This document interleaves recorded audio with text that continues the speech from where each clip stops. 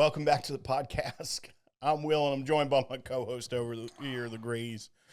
And we got kind of a public service announcement to start off with.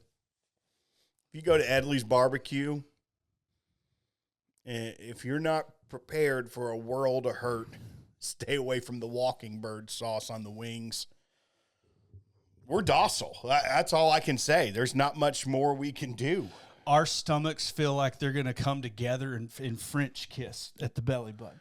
The lower right quadrant of my gut feels like a science experiment, a volcano. Yeah, I haven't seen you. Well, I was about to say I haven't seen you cry. You cry a lot, but Greeze was crying, tears rolling down his face. I was from the heat. Every napkin I grabbed now looks like a third world country, like so fast. It was rough, and we had dinner together. Yes, we went on a date recording, and we're sorry if this isn't our normal demeanor, but we're hurting. We're hurting. I don't know if I can sit here to do a whole show without making a couple pit stops. Have we talked about a bear fight on the show? You've talked about the bear fight. Yeah, it's just an Irish car bomb followed by a Jaeger bomb. You got to do it back to back. I have not had one, but if I had to imagine what that was like, it would be this. If you add sprinkled habanero to the thing. It was a lot, and so we're paying for our mistakes. We literally stared at 4 wings left for 10 minutes. Yeah, we didn't know if we were going to be able to finish them, no. And instead, we literally grabbed the wings and dipped them into the extra sauce in the bottom, just to say that we are idiots. Yeah, and we accomplished that goal. If you didn't already know, we did. What's been going on since we last joined these folks? I lost in Matt Madness, came in second. You did. That's okay. You did great. Yeah, I think that's probably the most points you've ever gotten. Probably got like 27 points. Yeah, it was pretty solid. That's good. But old Rare Bird, 101. Yeah, David. I still got him locked in my basement. I told him a dumb joke on text or on the Instagram. I was like, man, I'm gonna knock you so silly. They're gonna call you Common Bird. Yeah, that's dumb. So stupid. And you it wasn't my best work. You had time to think about so it before much hitting send. I could have workshopped that and known immediately to not say that. Yeah, but you said it. And yeah. Well, I mean, we finished the school year. Yeah. We needed a couple of weeks. Right. Crazy schedules. And we're back, but not in great shape. We're in rough shape. So I don't know that we're going to be able to drink whiskey because it's going to hurt. You know, when you have spicy food. It deadens it. No, all right. Here, let's start off with some of this 2XO. Let's do that for the 15 or something. Why? I don't know. Fine, let's not do a 15. Yeah, we're running behind. We are running Let's just behind. talk. We got news. We got things to talk about. My wife and that looks suspect. I might have grabbed dirties. Used ones. These look whistle clear. Whistle clear. Yep. Clean as a whistle is what you mean. Uh-huh. My wife and kids are out of town. This morning, I overslept a little bit, and the one thing I had to do was make sure I left the door unlocked for the housekeepers. Will had one job. And I left myself a Post-it note last night. The honey-do list was one thing. Yeah, well, I had to clean up before the cleaning ladies. We've been over that before. But, sorry, if I keep burping, it's because of the wings. I'm like hiccuping. I'm burping. Yeah. So I put a Post-it note on my keys so I wouldn't forget to do it. And I woke up a little bit later than expected, and I hear people in the house cleaning. Beating your couch. Yeah, one had like a rod and was beating the couch cushions to get dust out, I guess. And I just am like, what is going on? How did they get in here? I had no idea how they got in there. They went to the back sliding door, and it was unlocked. One of them comes up and is like, hey, everything okay? I go, yeah, I'm going to I need a minute. So I locked the door, got ready for work, and then left. But it was a conundrum for a while of how they entered the home. Yep. They got there, found one locked door, and they did not let that deter them. They searched, and they found, and they cleaned. Before we get to the news, Will, you are solo right now because your family's out of town. Yeah. What are you doing? What's filling up your nights? You went drinking last night. Last night, went and had a couple beers, had some wings. Not as hot as tonight. Right. Which was glorious. Got Post-it notes. Put on your keys. To put on my keys. Then I watched YouTube you went to the store? Yeah. No alarm on your phone that says, "Hey, don't forget this." I don't do that. No, I use paper. Post-it notes, and not only that, tangible. you had to go to the store to get them. We needed Post-it notes for like just general usage. So Okay, I was already on Post-it notes for. Well, besides flashcards, it was mostly to leave some notes like, "Don't clean this room. Don't clean this room," because like the kids' rooms were a wreck. Oh, so my wife was like, leaving notes. I'm like, I'm gonna go get some Post-it notes. Okay, yeah. So then I had computer paper, not going to handle that one. I don't know if you know this. I don't have a printer where I'm staying. Oh, that's right. You're not home. I have very few supplies. You're not home. If I were, in a regular home. All right, real divisional shift right now. We are shifting to the news. If we can make it through it. We got a few things. Yeah, here's the big thing that I've been seeing online for the past couple weeks. And then we'll talk about some other interesting news items. It appears that Sazerac, Buffalo Trace, will be releasing into the single barrel program Rock Hill Farms. Yes. And Hancock's President's Reserve. Yeah, which is, it's one's 100 proof. The other is 89.9 or something like that. The Hancock's, I think it's 89.9. I have one somewhere. But it's their mash bill 2 whiskeys. So the same as like Blanton's. They're already single barrels in their process, when you buy just a standard offering. But now they'll be offering these barrels in the single barrel program. And 88.9. I knew it was something very close. But there was some people online, and this is kind of the discussion point I want to have. I like that they're doing this because I like Mash Bill 2.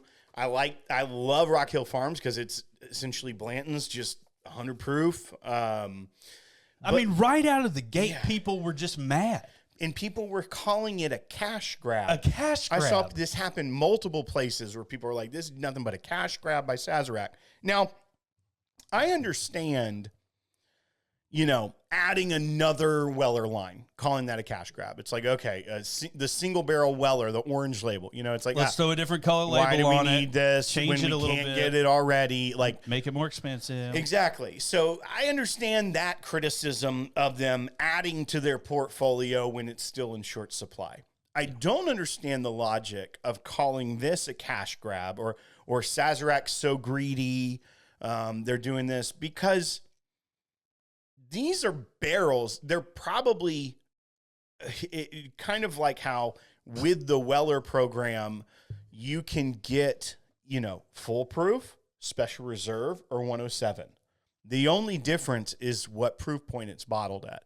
I don't know if they're going to offer it like that. Like when you go pick a mash bill 2, if you can get Blanton's, Rock Hill, or Hancock's, or if it's like, you're on this, you're selected for this. But they have a certain amount of these barrels already allotted for the single barrel program. And the only thing they're doing is manipulating the proof point on these from barrels that are already in the program. So you may not like it, but this one, I feel like of all the Sazerac things that are happening for all time, this is the least effect, I feel like, on the supply of whiskey out there. It's just offering to liquor stores or individuals different options. No one is ever going to say that Buffalo Trace standard product single barrels is a cash grab. Right. That nobody's going to say that. Everybody's going to say sweet. Like, that's an 8-year-old bourbon, 2 years older than freaking Blanton's, and now minus a couple of proof, we get this at, 8, or we get a single barrel of it. Yeah, I feel like a cash grab would be like, oh, we're now batching Rock Hill Farms instead of it being a single barrel and raising the price. Yes. Like those are the type of things that would be them making more money. I don't think this makes them necessarily any more money, except for like with the invoice on single barrels to a liquor store. If Hancock's being 88 proof yields more bottles, they could theoretically make maybe a few extra dollars. It's so nominal, so that you drop it by 10%. So it's probably 10% more. You get 20 extra bottles. Okay. How many bottles have you seen a liquor store, at least in Tennessee, ever have at one time of Hancock's? Maybe 3, except for that 1 year. There was. Oh yeah, they flooded. Yeah, they did flood. There was that 1 year they forgot to release it, and so the next year it was just double the supply, and there was Hancock's everywhere. That was an interesting news story. Yeah, they freaking forgot to release it. Next year we're gonna have breaking These news. Are multi-billion, we're gonna have double multi-billion-dollar companies, and the logistics at distilleries still boggles the mind of like how old school some things are run. Yeah, to not release an entire brand because you forgot. And then they found it and we're like, oh, okay. Double it up next year. It's wild. Crazy. I just don't understand what you're taking a brand and you're just allocating some of it to be in a single barrel program, which, by the way, I'm assuming would be the same price, like for the regular Hancocks. Yeah, I don't know. Maybe it's a little bit more. I doubt it. And if it is a little bit more, it's like, okay, you're getting it at cash strength. Like that's just obvious because there's so many taxes involved. What are you getting at cash strength? I'm just saying if you do the Hancock's barrel proof, and let's just theoretically say no, it's not even Hancock's barrel proof. Single barrel. The single barrel, yes. If you were able to get that at higher proof. Which I don't think it is. I think it's literally just going to be Hancock's, which is already a single barrel product, offered in the barrel select program, so someone gets to pick their own barrel of it. Yeah, I'm just saying if that is their argument and it just happens to be that way, you have to expect that you're going to pay more money for that. And I get that. And if you want to call that a cash grab, then you just don't know distillery economics. And it's okay. It's okay not to live there, but just don't get mad on Facebook, man. Yeah, they're going after my mom and everything. They're going after your mom deserved it. She did. So that's that. I'm struggling, y'all. We're gonna get to some more. I feel like I have to pee, and I'm afraid it's gonna hurt. We've got this is Diageo braces for $150 million tariff hit, and they've unveiled a $500 million savings plan. Well, and something interesting about that was the forecast was actually $200 million. Now it's only $150 million. So they've got $50 million right now to play with. Yeah, they got some fun money. They got some fun money. They do those envelopes like Dave Ramsey. They got $50 million in an envelope right now, just burning a hole in their pocket. Fun money, man. We're gonna buy a lot of T-shirts. So they are launching this cost-cutting initiative that is going to take place over the next 3 years. They own major brands like Johnny Walker, so obviously that is kind of the brands that will be affected because it's coming from Europe. Obviously, the brands they own here would not necessarily be affected, but within the U.S. market. Yeah, they're looking to cut cost in supply chain, procurement, marketing spend, which, there's like a Johnny Walker indie car. Look at Guinness. Look at Guinness beer, dude. It's freaking everywhere. Do they own Guinness? Yeah. Diageo does? Yeah. Oh, you sure about that? Right? I don't know. That's why I was. Know. You said it was such gusto and authority. I did kind of say that for authority. Yeah. We can look it up. We're the real deal here, guys. We're just figuring out the ska news. I am. We're struggling, y'all. I don't even know where I would have texted you that. Oh, the article? Yeah. Well, you texted me in a Oh yeah, here in it a is. text. That's normally where texts are. You don't even have to look up the article. You just say, ask Siri. Why would I do that? Hey Siri, does Diageo own Guinness? Yeah. How about that? I know. You knew something. So I think it's interesting, Oh, though. just like the fire in 1912? But they are, we look at that, it seems like they are not, though, like they haven't announced any major layoffs. It says that headcount could be a part of it. But it Yeah, the hasn't CEO said that. But mainly in the articles and stuff, it's mainly saying assets. Yeah, it's assets Whether that's in brands their or supply chain and procurement. So if they also, shrink some brands, things like that. But dude, how did they not cut staff to seek $500 million? Well, it is over 3 years, so it's only, a little bit over. What are we talking? Oh, Like 160 a year? Yeah. Something like that. Something close, 165. Yeah. So I mean, in that, it's not.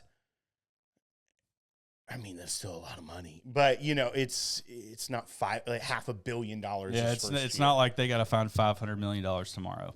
I'm sure that they probably will, but their stock price has been down, and so I think their shareholders are not happy by finding $500 million in savings. That's going to just boost their their debt to income ratio and their the other factors that and raise their stock price. So I think it mentioned in there that the cash flow will be significant once those cuts are happening. All right. Well, this is a real big one if you are in Vermont. Oh, this is breaking news. It's not breaking. Yeah. It's breaking me because I'm so excited about it.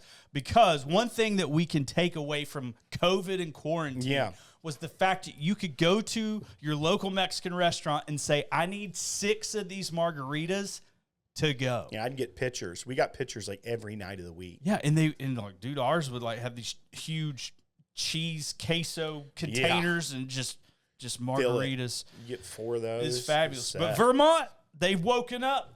They have permanently legalized cocktails to go. This is the 27th state to make to-go cocktails a permanent fixture. It applies to restaurants and bars with appropriate licenses. They can sell mixed drinks for off-premise consumption. It was born out of the pandemic, but this is something they've now signed into law, that it is going to be a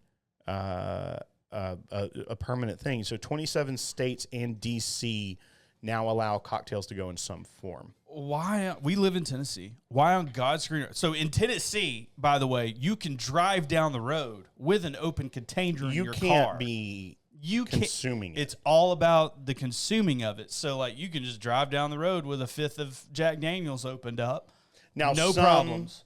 Some municipalities have ordinances against it. So. Oh, really? Yeah. I mean, how do you know if you're in a non-friendly municipality? You look up your code. I don't know what the codes are. I'm still burping. I know it's burping. rough. It's rough. We did a bad thing. But yeah, I mean, there's no the to-go cocktail thing. At least in Tennessee, huge hit around our neck of the woods. I just don't understand. I mean, that's tax revenue. I mean, sure. I mean, I guess some people will abuse that and not do it well and might have an accident, might go to jail, whatever. But there's also a bunch of adults in this world that should know how to do that right. Yeah. Especially if you're just like, oh, I'm going to get a cocktail to go. This will be great. Not like I'm getting a cocktail to go. I'm drinking in the parking lot. Who's tailgating with me? So that's. I think we need to push in our state the legislature to move forward with this, because in Tennessee, the to-go cocktail temporary measure expired in 2023. It kept getting moved back, like it was Yeah. allowed for a while, but there was a bill that was introduced in the state house, but it didn't advance, so it never even got to a vote. So I really think And I mean, I feel like really the liquor think that we industry kind of should. needs that, because the liquor industry is taking quite a big hit because of THC products. Mm-hmm. Like they got like margarita mixers that you can throw in there, and whatever is like an ounce and a half is like 10 milligrams or something like that. Like, it's pretty hefty. And you drink that and you have a great time. You go to bed, you wake up, no problems. Like, there's a lot of positive things about that, and a lot of people are doing that. So I think that this would help the restaurant industry and the spirits industry within Tennessee when it's not going great. So I think we need to really push for this. I think so. Change.org? Yeah. Yeah, we're going to change.org. That's the only way to get anything done anymore. Yeah, because I heard one time, like 10 years ago, that if you had like 20,000 signatures, the president would have to reply. Yeah, he said he would. Yeah. Yeah. But it wasn't just like on anything. Like if you were petitioning the government. Well, I mean, in theory, like, we are. Can we like, petition the federal government to put sanctions on Tennessee until they comply? I don't think that's how federalism works, bud. Well, I don't know what kind of government that is, but it doesn't sound nice. Like ours. Oh, man, this is something. This has been a show. This has been a show. You got anything to talk about? I thought we had something else. Oh, you said you had something you wanted to talk about.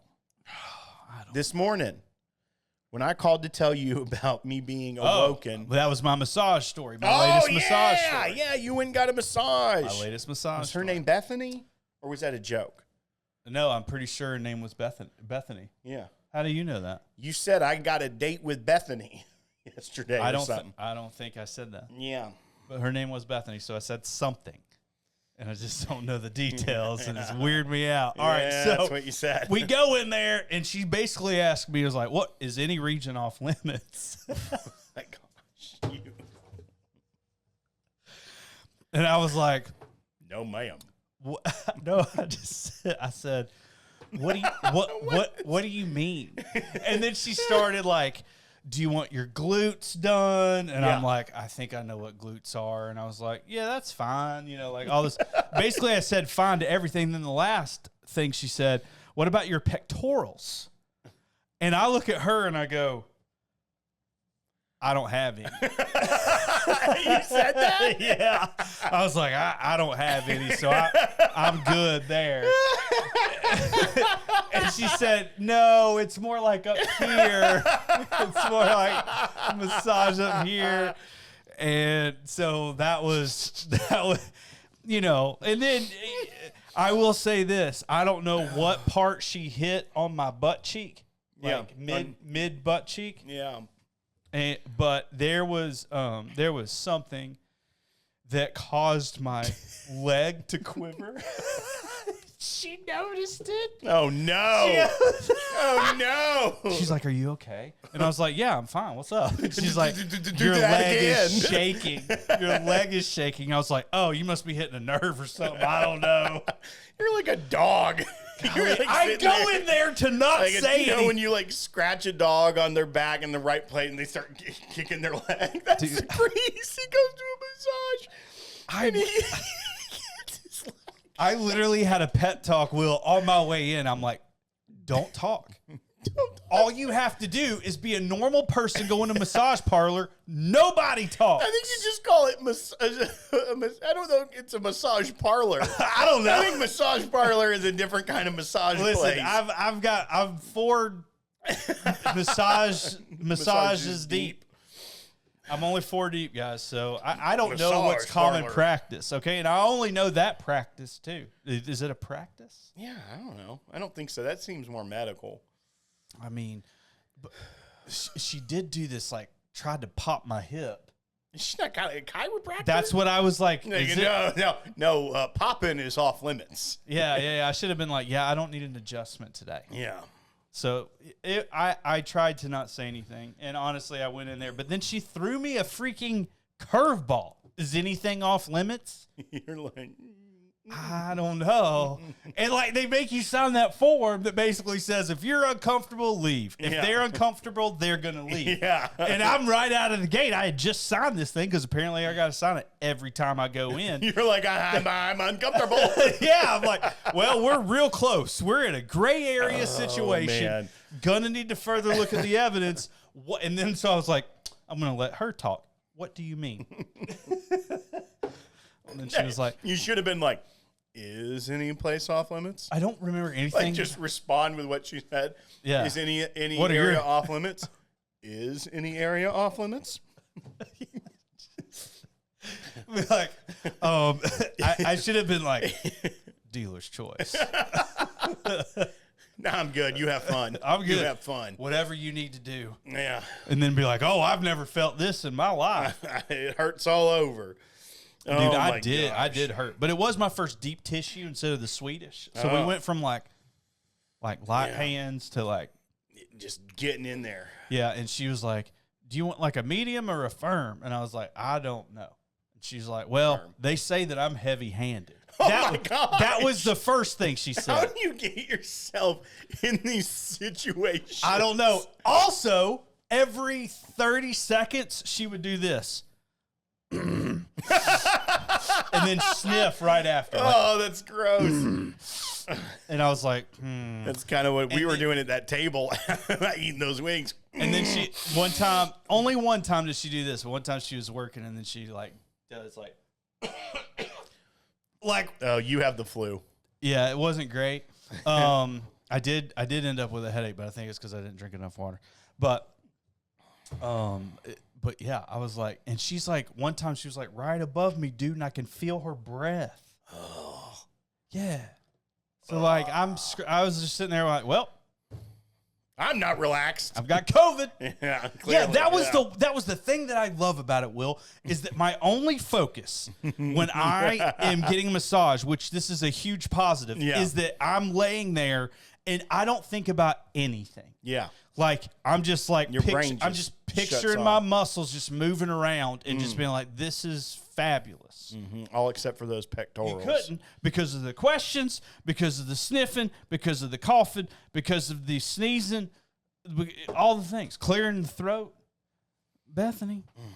Gotta stop that, Bethany. I do need to research because I laid off asking for Jason. Yeah.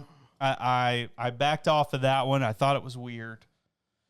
I don't want to be like in the middle of his jokes at family reunion. Yeah. So speaking of family reunions, my family reunion itinerary came out the other day. Oh, how is it? Well, for those of you that don't know, I talk about this family reunion every year, and I typically come back with, golly. It's bad. I typically come back with a story. Yeah.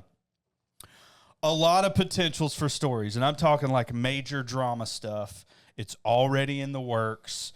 We're going to see how it goes. But this is basically like 150 family members. We all come together once a year, and like on the itinerary, it's like the 5th generation is in charge of snacks. The 4th generation is in charge of kids' games. How do you know which generation you are? That's what I'm saying. That's tricky. I don't know. And I'm in the family. So I'm like, I don't think I'm supposed to do that. I don't know. What generation am I? Like, I have to ask that question. Well, is the 1st generation the oldest? Yes. Yeah. Now, okay, I guess I could do the math. But then that's tricky. It's tricky. So my great-grandfather, he lived to be 101. He was a real piece of work. Smoked cigars since he was 8. Is he still around? He is no longer with us. So he's no longer the 1st generation. Mm-hmm. Yeah, he was. So that's where it's going to change year to year.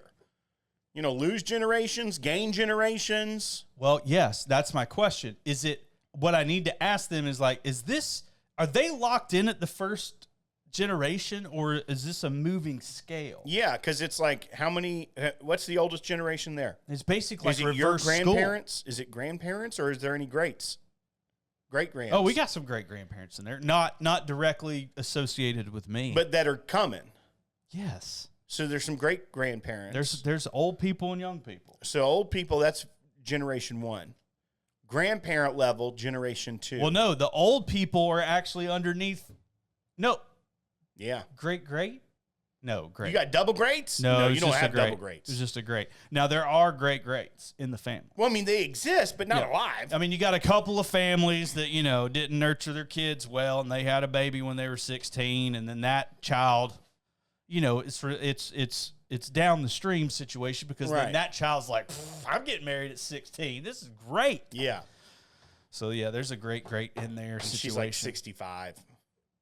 Yeah. But then that's tricky too if there's a great because if one block of the family ends up with a extra tag on the ends, extra grandchildren after the grandchildren, then that could promote a great to like a triple great. Let me You know what I mean? tell you and then it messes everything up. Let me explain to you what just happened. Yeah. Okay. That is post-wing coma that Will just did. I don't know what he just said, but something.